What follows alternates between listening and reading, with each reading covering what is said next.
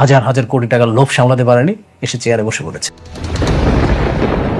রাতুল সাহেব, আপনার যে কি প্রমাণ আছে? Nice question. প্রমাণ, তাই না? হাজার হাজার কোটি টাকার মালিককে নিয়ে প্রশ্ন, তাহলে তো প্রমাণ ছাড়া আসা যাবে না।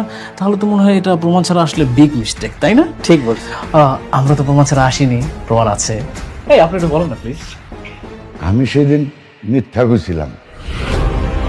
আসলে আমি বাচ্চা চুরি কইরা বস্তির পেছনে রাইখা যাইনি,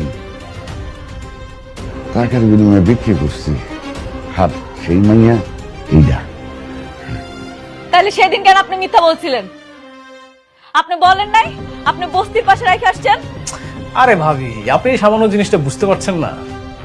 সে কেন মিথ্যা কথা বলছে? টাকার জন্য। তার তো টাকা নিড, সে টাকা পেয়েছে, আর তো সে ওই বাচ্চাটাকে তো বিক্রি করেছে। এখন যদি সত্যি কথাটা বলে দিত, তাহলে ওই বাচ্চাটাকে তো আর ফেরত দেওয়া সম্ভব ছিল না, তাই মিথ্যা কথা বলেছে। কিন্তু আমি তো জানি আমার বাপ মায় কখনো আমার লগে মিথ্যা কথা কইবে না। এটা অবশ্য আপনি ভালো কথা বলেছেন। আপনি একটা কাজ করেন, শুনেন, ওই আপনার বাবা মাকে একটা ফোন দিন।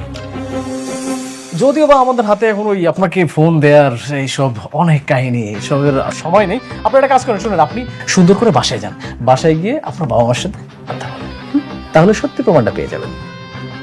রমজান সাহেব, আপনার উচিত ছিল আসল সেলিমাকে খুঁজে বের করা। তা না করে আপনি কি করেছেন? বস্তি থেকে একটা মেয়ে ধরে নিয়ে আসছেন। কাজটা কি ঠিক করেছেন? সরি, আমি বুঝতে পারিনি।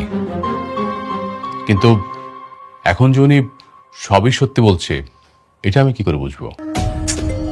রমজান সাহেব, আপনি তো একজন শিক্ষিত মানুষ। মানুষটার নিজ মুখে তার কনফেশন দিয়েছে, সে কিভাবে বাচ্চাটাকে নিয়ে গিয়েছিল, কোথায় রেখেছিল, আবার কোথা থেকে আসলো, ক্লিয়ার। এরপরে তো আর প্রমাণ লাগে না।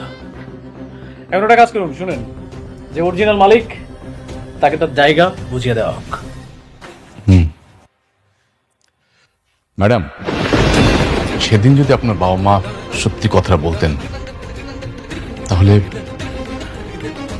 আজকের এই ভুলটা হতো না। আপনি কাজ করুন, আপনি দায়িত্বটা ছেড়ে দেন, আপনি চলে যান প্লিজ। Manager uncle,